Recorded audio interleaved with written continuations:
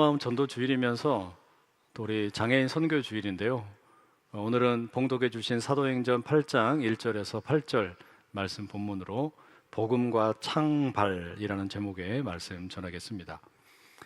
여러분 혹시 창발 혹은 창발성 이런 말 들어보셨어요? 쉽게 들어보지 못한 단어일 겁니다. 그런데 이 창발이라는 단어가 21세기 과학의 핵심 키워드라고 합니다. 그 창발이라는 말의 사전적 의미는 이렇게 되어 있어요. 창발이란 각각의 구성 요소에서는 없는 특성과 행동이 상위 수준이나 전체 구조에서 자연 발생적으로 갑자기 나타나는 현상이다. 이게 문장을 읽어서는 무슨 말인지 좀 잘 이해가 안 되시죠? 이걸 예를 들면 이런 겁니다. 우리 몸을 구성하고 있는 여러 기관들이 있잖아요. 그런데 이거를 잘게 쪼개서 제일 작은 단위로 가게 되면 원자를 만나게 되죠. 근데 이 원자라고 하는 것은 생명력이 없습니다. 그런데 수많은 원자들이 모여가지고 우리 몸이 이루어지니까 이 몸은 살아가게 되는 거예요. 그러니까 이와 같은 일을 창발이라고 합니다.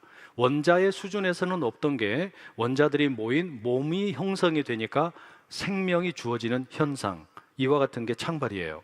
그러니까 작은 단위의 구성 요소가 갖고 있지 않은 속성이 이 수많은 그런 작은 단위들이 모여서 새로운 속성으로 드러나게 될 때 이걸 창발이라고 부르는 겁니다.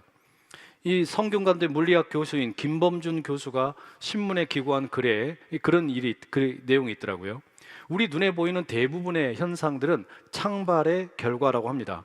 액체인 물이나 고체인 얼음과 같은 경우 똑같은 물 분자 H2O로 이루어져 있습니다. 원소 기호는 똑같은데 이게 그냥 그 물 분자로 있을 때에는 갖지 못한 속성이 어떤 특별한 형태로 조직이 되면 이게 물이 되어서 흐르고 또 특별한 조직의 형태로 만들어지면 얼음으로 단단하게 된다라는 거예요. 그래서 이 교수님이 그 기고한 글에 뭐라고 결론을 내리냐면 물은 창발로 흐르고 삶은 창발로 이어진다, 이렇게 이야기하더라고요. 이 문장에 저에게 여러 가지 생각을 하게 했어요.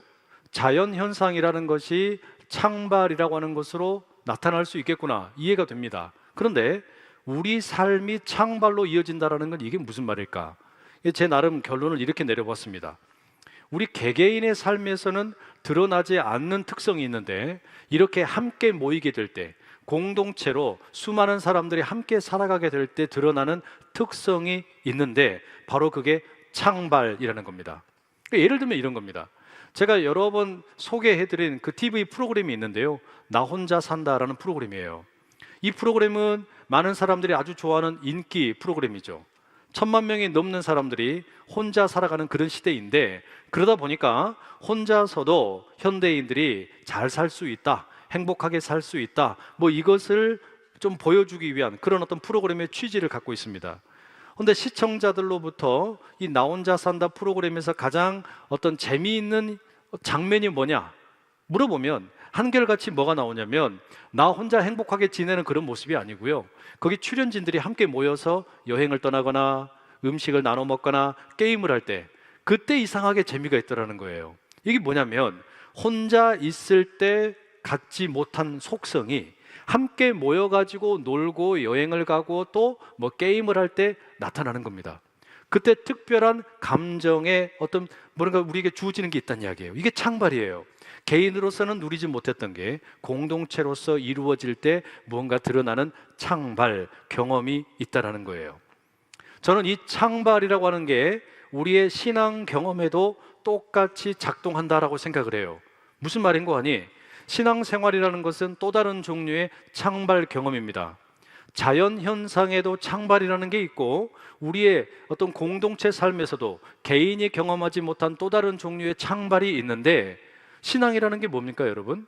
눈에 보이지 않는 초월적인 존재를 경험하게 되는 어떤 사건이죠. 그런데 내가 과거에는 눈에 보이는 것이 전부인 줄 알고 살았고 그때는 몰랐던 인생의 속성이 있어요. 그런데 내가 눈에 보이지 않는 하나님을 믿게 되니까, 눈에 보이지 않는 신을 따르게 되니까 경험하게 되는 무언가 새로운 경험이 나타나는 거예요. 이게 또 다른 종류의 영적인 창발이라는 겁니다.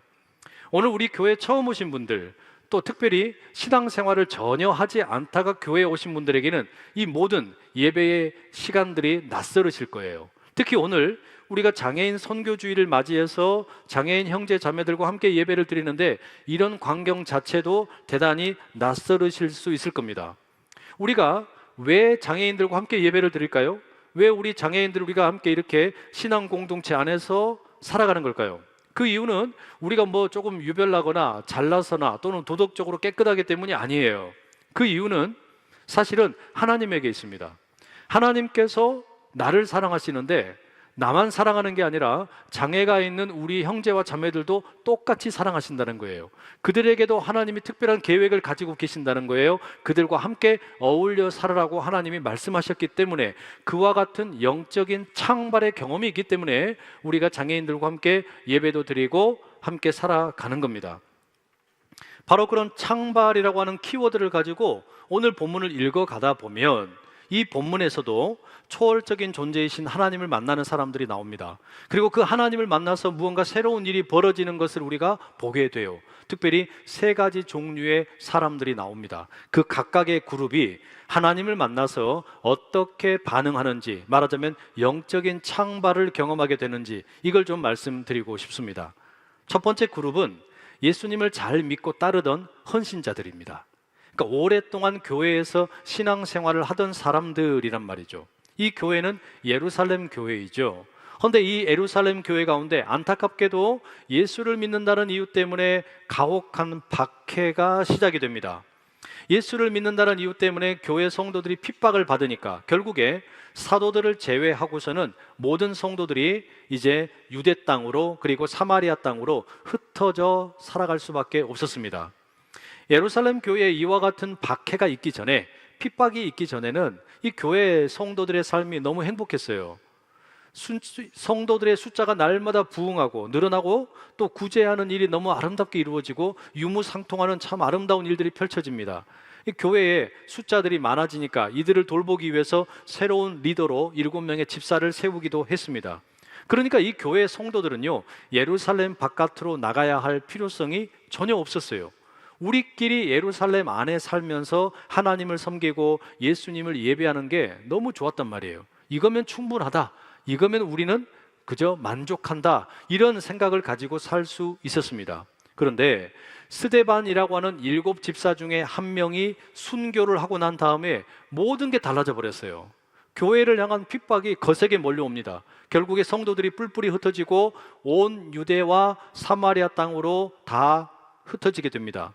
새로운 장소에서 새로운 사람들을 만나게 되고 또한 교회 모임의 형식이나 예배도 이전과는 완전히 달라지게 되었습니다. 여러분, 혹시 여기 지금 계시는 분들 중에 누군가가 나를 핍박을 하고 박해를 하면 막 기분이 좋은 분 계세요? 아무도 없죠? 그런 분은 없어요. 누군가가 나를 스토킹을 하고 폭력을 행사하고 나에게 말도 되지 않는 어떤 억울한 누명을 씌운다? 그럼 견디지를 못합니다. 만약에 여러분 우리가 그런 일들을 경험하면서도 좋아한다면 정신병원에 가봐야 돼요. 그런데 예수님을 믿고 따른 것밖에 없는데 예루살렘의 성도들이 바로 그런 일을 경험한 거예요. 나쁜 짓을 한 것도 아닌데 억울한 박해를 당하면서 흩어지게 된 겁니다.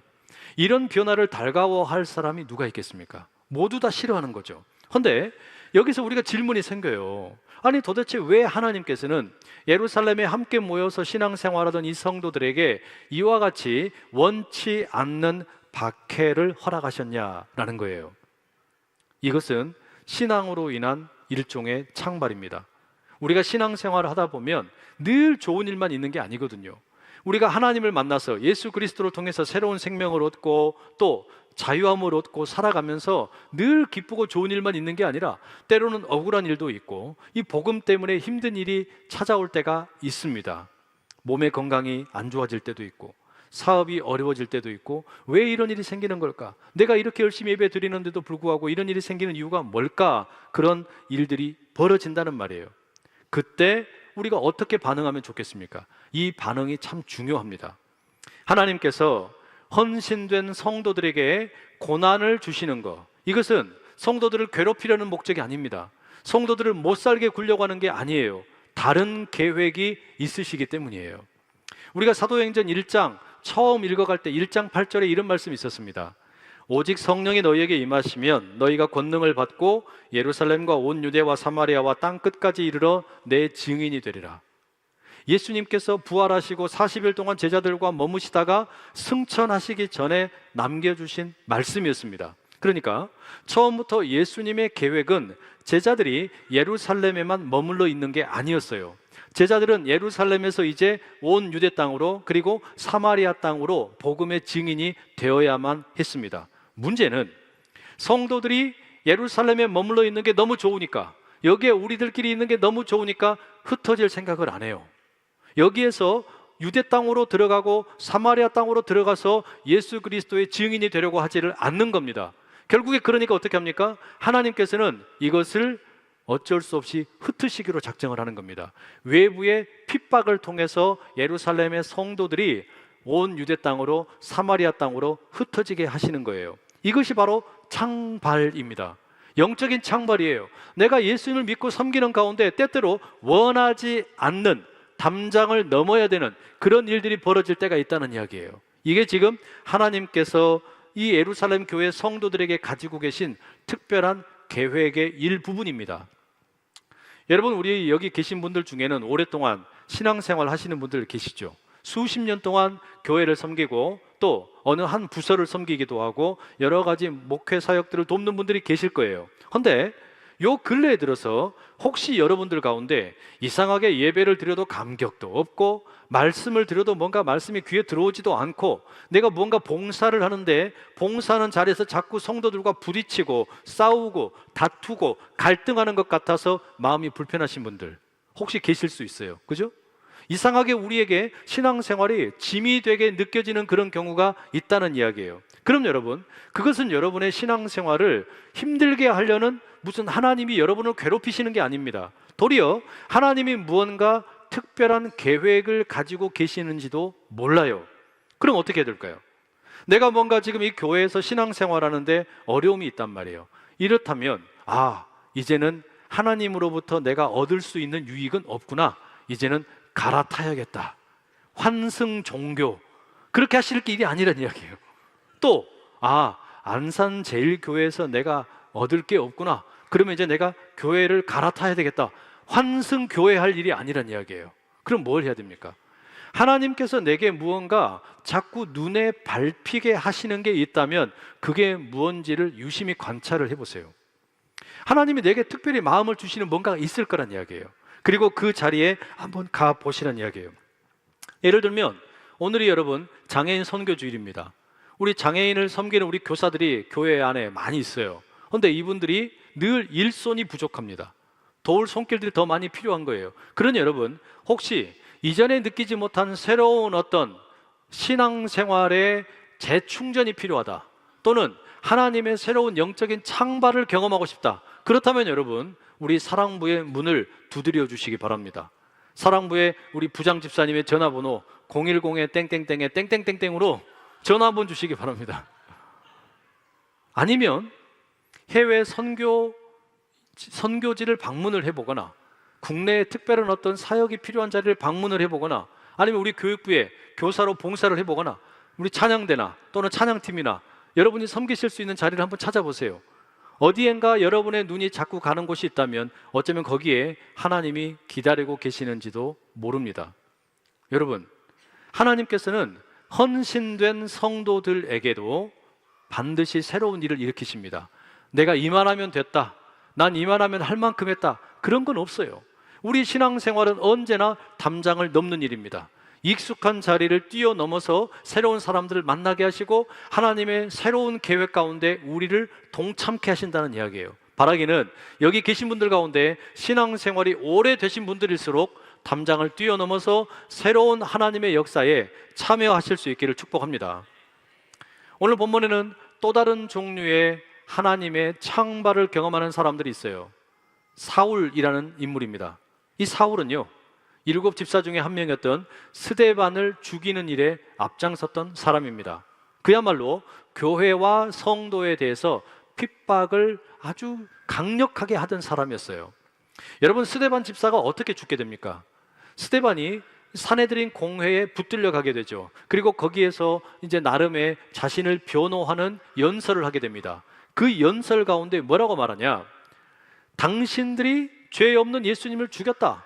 나는 지금 하나님의 영광을 보고 있다. 그리고 나는 저 하나님 보좌 우편에 서서 계시는 예수님을 보고 있다라고 이야기합니다. 그랬더니 거기 모여있던 많은 리버디노 회당의 성도들과 또 유대인들이 다 자제력을 잃어버립니다. 그리고서 이 스데반에 대해서 저 사람은 신성모독을 했다 판단을 합니다. 그럼 어떻게 합니까?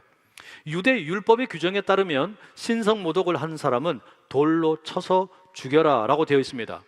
신성모독을 한 사람은 도시 바깥으로 끌고 가서 돌로 쳐서 투석 처형을 하라는 겁니다. 이와 같은 투석 처형을 집행할 때에는 돌을 쳐서 죽여야 되는 사람을 낭떠러지 같은 곳에 데리고 가서 밀어버려요. 그 미는 일을 담당하는 한 명의 증인이 있습니다. 그리고 이렇게 낭떠러지에서 밀었는데도 살아있다. 그러면 두 번째 증인이 나섭니다. 아주 커다란 바위를 가지고 와서 떨어진 그 사람에게 또 던지는 거예요. 너무 잔인하죠. 너무 잔인한 처형입니다. 바로 이와 같은 방식으로 스데반이 도시 바깥으로 끌려가서 밑에 낭떠러지로 던져지게 되고 수많은 사람들의 돌을 맞아서 순교하게 된 거예요. 사울은 스데반을 이처럼 투석으로 처형하는 과정을 다 지켜보고 있었습니다. 증인들이 한두 사람이 나서게 되는데 그들의 옷을 받아두는 역할을 하고 스데반이 죽는 것이 마땅하다라고 여겼습니다. 그리고 이 뒤에는 이제 사울이 이 교회를 핍박하는 일에 전면에 나서게 됩니다. 본문 3절이 이렇게 돼 있어요. 함께 읽어보실게요. 시작. 사울이 교회를 잔멸할새 각 집에 들어가 남녀를 끌어다가 옥에 넘기니라. 여러분, 우리말의 잔멸이라는 것을 사전에 찾아보면 힘이나 세력 따위가 차차 약해져서 다 없어지는 것을 이야기합니다. 그러니까 이를테면 여러분, 우리가 집에서 바퀴벌레가 한 마리라도 나왔다고 생각해 보세요. 어떠세요? 가만히 안 있죠? 그냥 온 곳에다가 그냥 바퀴벌레를 잡기 위한 그 트랩을 설치를 하고 에프킬라를 막 잔뜩 뿌리고 한 마리도 남김없이 다 몰살을 시키려고 그런단 말이에요. 마치 그와 같은 모습으로 지금 이 사울이 잔인한 열심으로 교회와 성도들을 핍박하라는 겁니다. 집에 들어가서 성도들을 잡아다가 감옥에 가두는 거예요. 그런데 여러분, 이게 참 이 복음의 역사라는 게 놀라워요. 왜 그런가 하면 이처럼 교회와 성도들을 잔인하게 핍박하던 사울이 훗날 누가 됩니까? 바울이 돼요. 사울이 스데반이 담당했던 복음의 증언의 역할을 이제 이어받게 되는 겁니다. 이게 참 아이러니죠. 그리고 특별히 사울은 이제 바울이 되어가지고 예루살렘에서 온 유대 사마리아를 뛰어넘어 땅 끝까지 이르는, 특별히 이방인에게 선교하는 일에 아주 중추적인 역할을 감당하게 됩니다. 그래서 오늘 본문이 흥미로운 거예요. 한 명의 순교자와 또 한 명의 핍박자가 아주 묘하게 교차되고 있는 겁니다. 서로가 어떻게 앞으로 하나님 나라의 역사를 이루어갈지 모르는데, 말하자면 이어달리기를 하면서 바톤을 주고 있는 건데, 스데반이 바톤을 사울에게 주고 있는데 사울은 그걸 아직 모르고 있는 겁니다. 앞으로 이제 복음을 핍박하던 사울이 이 복음의 창발을 경험하면서 변모되어가는 이야기가 오늘 본문 속에 복선처럼 깔려 있는 거예요. 우리 한국의 기독교 역사에도 이와 아주 유사한 이야기가 있습니다. 1866년에 영국의 로버트 토마스 선교사가 제너럴 셔먼호라는 배를 타고 대동강으로 들어왔습니다. 당시에 흥선대원군이 이 통상을 거부했죠. 그래서 어떻게 됩니까? 조선의 군인들과 배 사이에서 이 전투가 벌어지고 토마스 선교사도 붙잡히게 됩니다.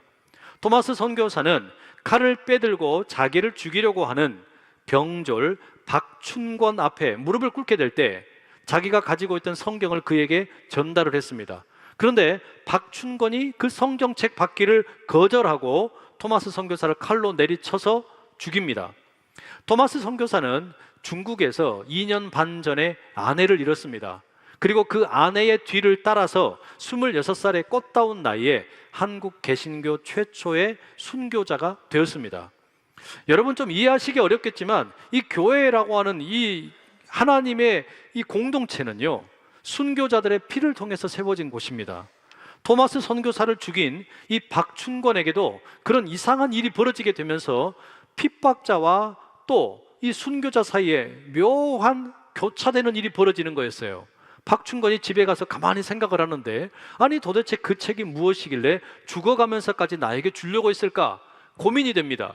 그래서 동료들 몰래 대동강의 그 현장에 찾아가가지고 이리저리 뿔뿔이 흩어져 있는 성경책 페이지 하나하나를 주워가지고 집에 돌아옵니다.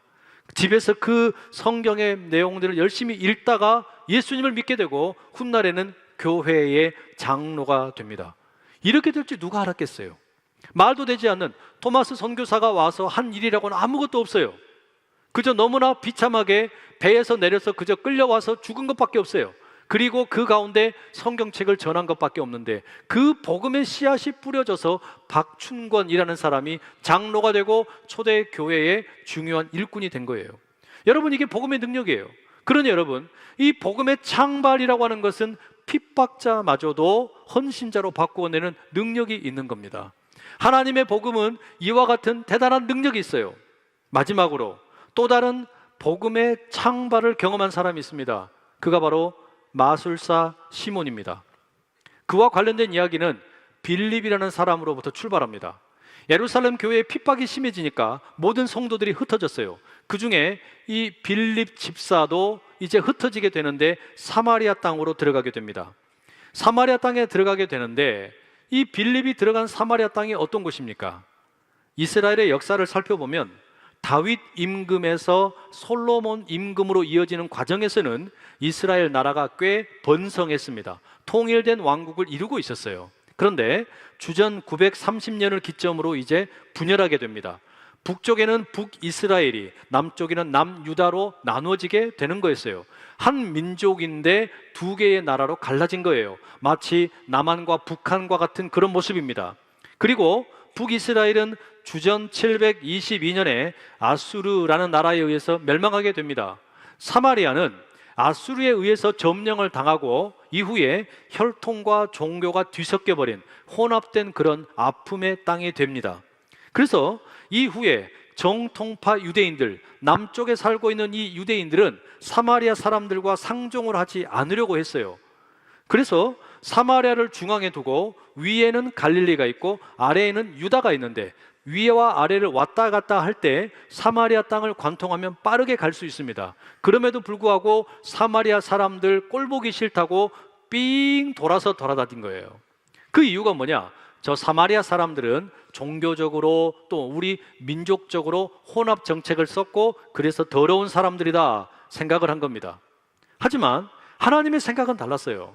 사람들은 사마리아 사람들에 대해서 장벽을 치고 담장을 치고 저것들은 상종 못할 인간이다 생각을 했지만, 하나님께서는 사마리아 사람들 역시 복음을 들어야 하는 사람들이고 저들에게도 복음이 들어가야 되고 그 땅에도 교회가 세워져야 된다고 하나님의 계획이 있으셨다는 이야기예요. 그래서 빌립을 예루살렘 교회의 핍박 이후에 사마리아로 인도하시는 겁니다. 여러분, 빌립이 복음을 전한 이 사마리아 땅에는 세겜이라는 도시가 있었어요.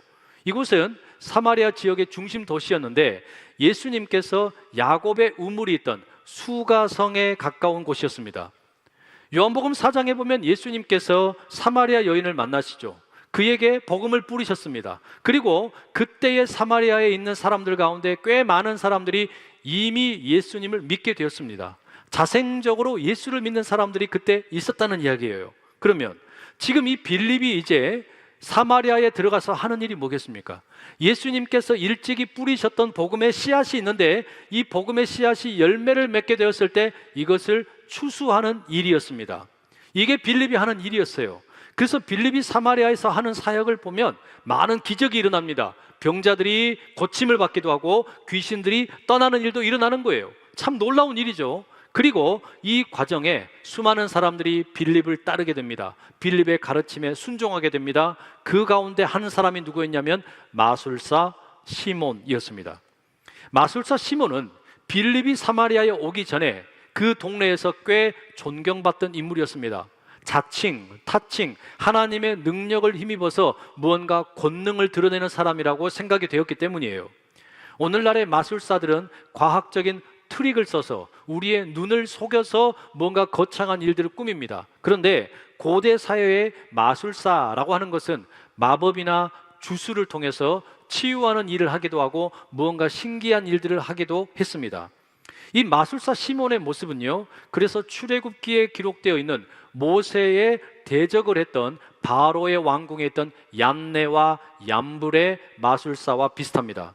이 얀네와 얌브레는 모세가 보여주는 하나님의 기적을 모방을 했어요. 지팡이를 뱀으로 만들기도 했고, 물이 피로 변하게 하기도 했고, 또 나일강에서 개구리가 올라오는 일도 따라합니다. 하지만 이제 모세가 하나님의 기적을 더 하나씩 확대해 가니까 이것은 모방하지를 못해요. 따라하지를 못하는 거예요. 그러니까 지금 이 본문에 나오는 마술사 시몬 역시 무언가 대단한 능력이 있는 건 맞아요. 그러나 빌립이 오기 전에는 대단한 사람으로 추앙받았을지 모르지만 그가 가지고 있던 것은 하나님으로부터 주어진 능력이 아니라 어쩌면 다른 악한 힘을 빌린 능력이었을 것입니다. 그런데 바로 그런 시몬이 빌립을 만나가지고 달라지게 된 거예요. 빌립으로부터 배워서 이제 예수님을 알게 되고 세례를 받게 됩니다. 그리고 진심으로 빌립을 따르게 됩니다. 근데 문제는 그 이후예요. 오늘 본문 8장 16절에 의하면 이 빌립의 가르침 그리고 빌립이 베푸는 세례 가운데 성령의 임재가 아직 없었다라고 기록하고 있어요. 그러니까 사마리아 교회가 만들어지고 사마리아의 성도들이 함께 모여서 신앙생활을 하는데 여기에 아직 오순절 성령의 임재와 같은 성령의 임재 사건이 아직 나타나지 않았다는 거예요. 그래서 예루살렘 교회는 2명의 사도를 사마리아 교회로 파송을 합니다. 베드로와 요한입니다. 이 두 사람이 가가지고 사마리아 교회를 이렇게 보니까 사람들이 함께 모여서 예배도 드리고 성경 공부도 하고 또 세례도 받고 하는데 아직 성령의 임재가 없어요. 그래서 베드로와 요한이 그들을 위해서 아주 간절하게 기도합니다. 그랬더니 그 사마리아에 있는 교회 성도들에게 예수님께서 약속하셨던 성령이 임하시게 됩니다. 사마리아의 성도들이 성령을 체험하게 되는 거예요. 자, 문제는 이때예요. 마술사 시몬이 베드로와 요한에게 돈을 갖다 바치면서 뭐라 그러냐? 나에게도 성령을 사람들에게 나눠줄 수 있는 능력을 좀 주십시오 라고 하는 거예요. 돈을 가지고 성령을 사려고 했던 겁니다. 그랬더니 마술사 시몬은 어떻게 되는 겁니까? 이제 베드로로부터 책망을 받습니다. 성령은 우리 사람이 아무렇게나 좌우할 수 있는 그런 존재가 아니다. 당신 마음대로 처분할 수 있는 그런 존재가 아니다. 그러니 너의 은과 함께 네가 함께 망할 것이다. 거기서 더 나가서 베드로가 이 마술사 시몬을 책망하면서 21절에 이렇게 말합니다. 함께 읽어보실게요. 시작. 하나님 앞에서 네 마음이 바르지 못하니 이 도에는 네가 관계도 없고 분깃될 것도 없느니라. 이게 무슨 이야기냐면 사실상 마술사 시몬을 이 사마리아 공동체 교회로부터 축출시키는 것과 다를 바가 없어요. 회개하지 않으면 교회로부터 떠나야 된다라는 경고의 말씀입니다. 이처럼 여러분, 지금 교회 안에 머물고 있던 이 마술사 시몬, 그는 어쩌면 위선자의 모습이었는지도 몰라요. 그 안에 있지만 진실되게 예수 그리스도를 믿는 게 아니었고 어쩌면 과거에 자신이 누렸던 어떤 그 존경, 어떤 이런 것을 꿈꾸면서 그것을 얻고자 했다라는 말입니다. 이렇게 보면 이 마술사 시몬의 모습은요, 오늘 우리들의 모습과도 꽤 많이 닮아 있는지도 몰라요. 말씀도 공부를 많이 했어요. 세례도 받았습니다. 그런데 교회 안에 머물러 있지만 예수 그리스도에 대한 신앙이 없는 거예요. 자기 자신의 어떤 욕망을 채우는데 달려가고 있는 겁니다.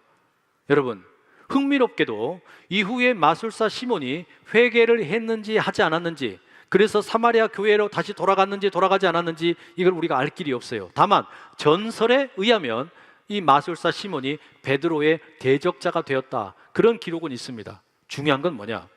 이 시몬의 결론을 내리지 않은 의도입니다. 아마도 그것은 우리에게 생각을 해보고 당신이라면 어떻게 하겠냐 묻는 것이 아닐까라는 생각이 들어요. 여러분, 하나님께서는 눈에 보이는 것이 전부라고 생각하던 우리들에게 눈에 보이지 않는 하나님, 초월적인 존재이신 그분을 만남으로 인해서 삶의 새로운 창발이 일어나게 만듭니다. 이 창발은 오랫동안 신앙생활을 하던 사람에게도 일어납니다. 그러면 헌신된 사람들이 익숙한 자리를 떠나서 담장을 넘게 됩니다. 이와 같은 영적인 창발이라고 하는 것은 복음에 대해서 적대적이고 핍박하던 자에게도 나타납니다. 그래서 핍박자가 복음의 전달자가 됩니다. 뿐만 아니라 이 복음의 창발이라고 하는 것은 교회 안에 머물러 있지만 명목상의 그리스도인으로 아직 내가 예배는 드리지만 예수님이 믿어지지가 않아. 예수님의 성육신, 예수님의 부활, 승천 이런 게 아직 믿어지지가 않아. 하나님이 이 세상을 지으셨다는 게, 창조했다는 게 아직 온전히 믿어지지 않아. 그런 자들에게도 찾아간다는 이야기예요. 오늘 교회에 처음 오신 분들에게도 이와 같은 메시지가 낯설게 느껴지고 어렵다고 느껴질지도 몰라요. 그러나 중요한 건 뭐냐? 하나님의 부르심에는 결코 후회하심이 없어요. 하나님의 부르심은 결코 실수가 없어요. 하나님께서 우리 모두를 이 자리에 부르셨을 때는 분명한 계획이 있으시고 뜻이 있으신 줄로 믿습니다. 하오니 여러분, 여러분의 삶 가운데 보이지 아니하시나 우리 옆에서 우리와 동행하시고 우리를 이끌어 가시는 그 하나님의 복음의 창발이 여러분의 인생을 이끌어가는 동력 될 수 있기를 축복합니다. 헌신된 사람이었든 아니면 적대자였든 아니면 명목상의 그리스도인이었든 지난날의 삶이 어찌 되었든 가는데 상관없이 나의 삶을 이끌어 가시는 복음의 창발이 여러분 가운데 나타나기를 축복합니다. 오늘 그런 마음으로 이 설교를 맺으면서 우리가 찬양 같이 하나 했으면 좋겠어요. 하나님의 부르심에는 후회하심이 없네 라는 찬양입니다.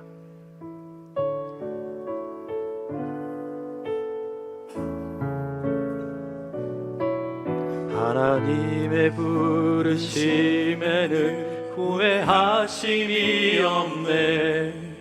내가 이 자리에 선 것도 주의 부르심이라.